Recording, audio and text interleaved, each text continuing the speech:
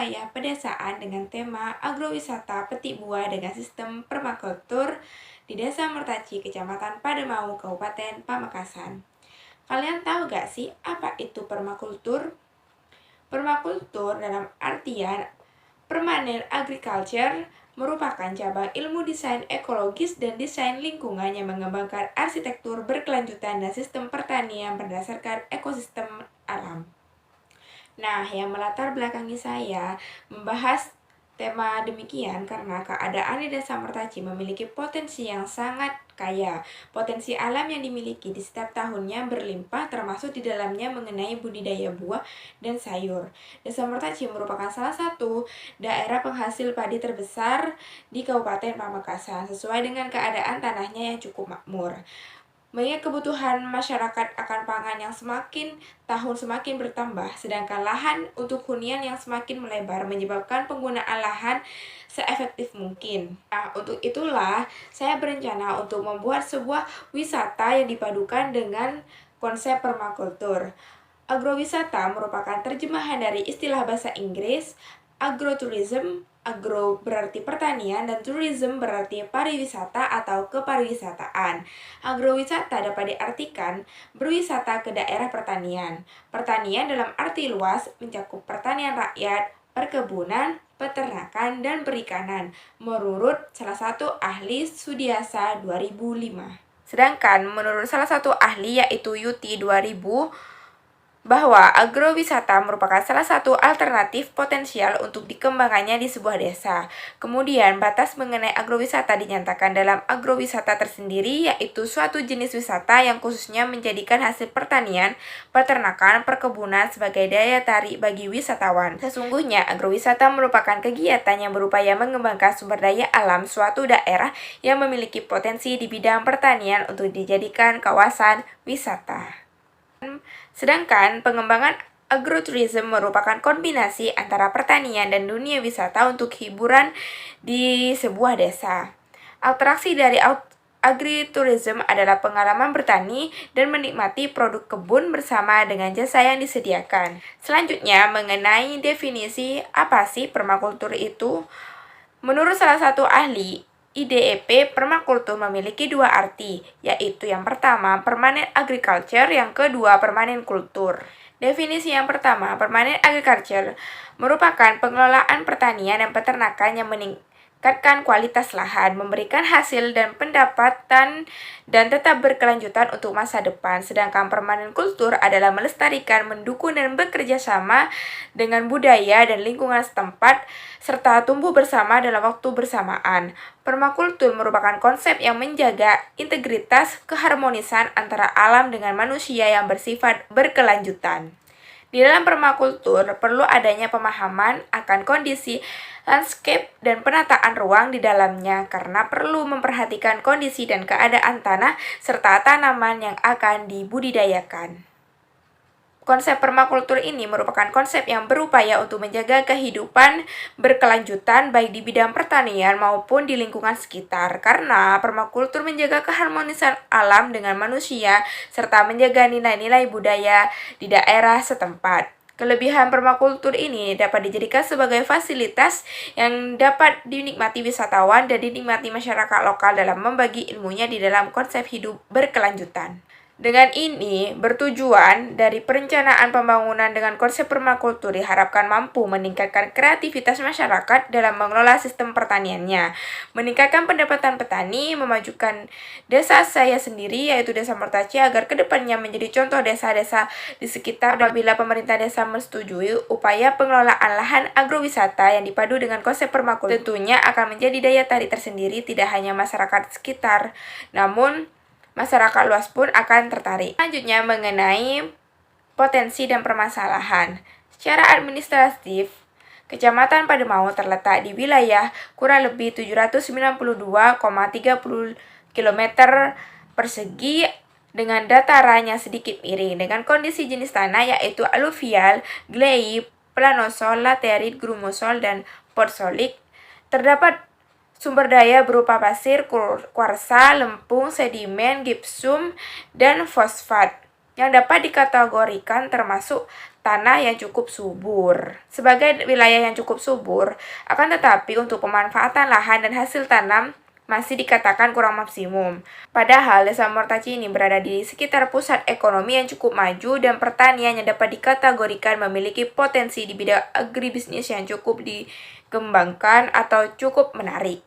Namun, seringkali masyarakat desa tidak dapat memanfaatkan lahan persawahannya secara produktif karena tanahnya yang dianggap kurang subur. Padahal setelah saya perhatikan, salah satu faktor yang mempengaruhi keadaan iklim yang terjadi tidak menentu. Hal ini menyebabkan kesalahan perhitungan pola tanam, sehingga seringkali terjadi gagal panen yang disebabkan para petani. Selain itu, masih minimnya mengenai pengetahuan serta keterampilan petani mengarah ke arah sistem pertanian berkelanjutan, sehingga proses penanaman masih menggunakan sistem pertanian konvensional atau secara turun-temurun. Keterbatasan pengetahuan ini menyebabkan keterampilan dalam mengelola hasil panen begitu sangat minim. Mengenai potensi sektor pertanian yang cukup besar dilihat dari mata pencaharian penduduk dan penggunaan lahan ditinjau dari jumlah penduduk. Menurut mata pencaharian, sebagian besar penduduk di Desa Mertaci ini bekerja di sektor pertanian dan peternakan. Oleh karena itu, untuk menghadapi kendala permasalahan tersebut, perlu optimasi pemanfaatan lahan pertanian dijadikan agrowisata dengan konsep permakultur yang tentunya menerapkan pertanian berkelanjutan.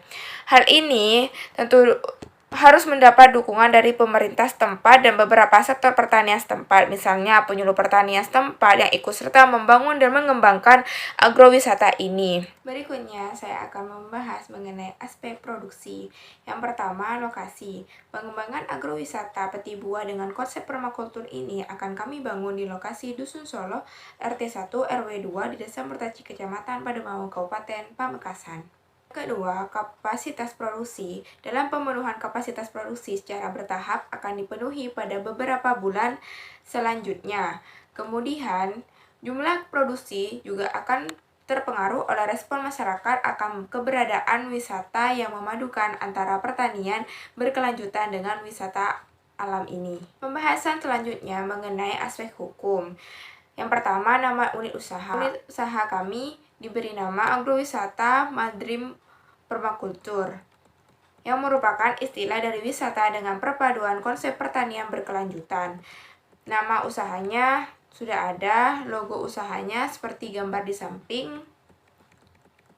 Untuk pengelola, pimpinannya Fardatul Jannah STRP, manajemen keuangannya Yuni Listiawati SE, Muhammad Aprianto Mahalian SI, manajer perencanaan Cici Mufaroha SA, manajer sumber daya manusia Nur Evani Enunigma SK. Ada alamat Dusun Solo Deja RT 1 RW 2 Desa Mertaci, Kecamatan Pademau, Kabupaten Pamekasan. Nomor HP yang bisa dihubungi seperti di samping. Yang selanjutnya, legalitas usaha. Dipandang dari legalitas unit usaha, kami telah terdaftar dan berbadan hukum. Selanjutnya mengenai karya perencanaan. Berikut ini saya akan menjelaskan karya perencanaan agrowisata dengan konsep permakultur. Selanjutnya mengenai karakteristik kegiatan agrowisata. Yang pertama, aktivitas wisata berkaitan dengan konservasi lingkungan. Yang kedua, penyedia jasa menyiapkan atraksi dan menawarkan tentang keindahan alam. Yang ketiga, kegiatan berbasis alam. Yang keempat, tour operator menunjukkan tanggung jawab finansial dalam pelestarian lingkungan. Yang kelima, mengumpulkan dana untuk kegiatan pelestari lingkungan. Yang keenam, sementara berskala kecil. Menurut salah satu ahli, Choi dan Helibron 1996, faktor batasan yang mendasarkan dalam penentuan prinsip utama agrowisata yaitu lingkungan pertanian, masyarakat, pendidikan, dan pengalaman berkelanjutan untuk manajemen. Daerah studi merupakan kawasan yang luas. Menurut Mollison 1988, pembagian zona permakultur dibagi menjadi 5, yaitu zona 0 atau zona 0 yaitu home, zona 1 atau zona 1 yaitu kitchen vegetables dan herbs and small fruit trees. Zona 2 atau zona 2 large fruit trees, perennial herbs and flowering plants. Yang zona 3 atau zona 3 yaitu fruit and nut tree, vegetable and animal production. Zona 4 atau zona 4 timber, fiber, and animal bird ecosystem. Dan yang terakhir zona 5 atau last, wild or natural environment. Pembagian zona berdasarkan dua komponen yang memiliki hubungan dengan sumber energi dan site, yaitu yang pertama energi yang terdapat pada site seperti manusia, mesin, pembangunan, dan kebutuhan sehari-hari rumah tangga. Sedangkan yang kedua adalah energi yang memasuki atau mengaliri melewati site seperti angin, air, cahaya, matahari, dan api. Keuangannya seperti gambar di samping. Biaya anggaran ini dilakukan untuk kegiatan 1-3 bulan untuk mengetahui prospek kelembagaan ke depannya. Apabila meningkat, akan dilakukan penambahan jenis kebutuhan perkebunan lainnya. Selanjutnya yaitu analisis SWOT. Yang pertama, strength atau kekuatan. Yaitu, yang pertama membantu petani dalam mengelola lahan pertanian agar lebih bernilai jual tinggi. Yang kedua, menciptakan agrowisata dengan konsep yang unik. Yang ketiga, asas kekeluargaan yang sesuai dengan petani desa. Kedua, weakness atau kelemahan. Yaitu, yang pertama, tingkat kemampuan dan profesionalisme sumber daya manusia mengenai konsep ini masih kurang. Yang kedua, lingkungan agrowisata belum dikenal banyak orang. Yang ketiga, partisipasi masyarakat masih rendah. Yang ketiga yaitu opportunity atau peluang. Yang pertama, hanya ada satu agrowisata yang menggunakan konsep permakultur berbeda di Desa Mertaci ini. Yang kedua, meningkatkan pendapatan petani agar jauh lebih kreatif. Yang ketiga, membantu petani dalam menyalurkan hasil panen yang bisa dijadikan salah satu souvenir saat ada wisatawan yang berkunjung. Selanjutnya yaitu threats atau ancaman. Untuk wilayah terdekat sekitarnya ada pesaing yang juga hampir mirip, tetapi bedanya konsep ekowisata buah. Pesaing potensial yang sudah terkenal dalam bidang wisata petik buah yaitu yang pertama Bukit Cinta, yang kedua Waduk Turun Semalam. Analisis kelayakan ekonomi yaitu analisis BCR. Analisis yang digunakan melihat perbandingan antara keuntungan dengan nilai modal pada kondisi sekarang. Analisis BCR yaitu analisis yang digunakan untuk melihat perbandingan antara keuntungan dengan nilai modal yang pada kondisi sekarang. Dengan menentukan kelayakan finansial ini dapat terlihat setelah 1 bulan budidaya. Biasanya berbasis kemitraan menggunakan rasio 2%. Selanjutnya yaitu analisis PP. Analisis PP atau payback period adalah metode yang digunakan untuk menghitung lama periode pengembalian uang yang telah diinvestasikan dari aliran keuntungan yang dihasilkan oleh suatu usaha.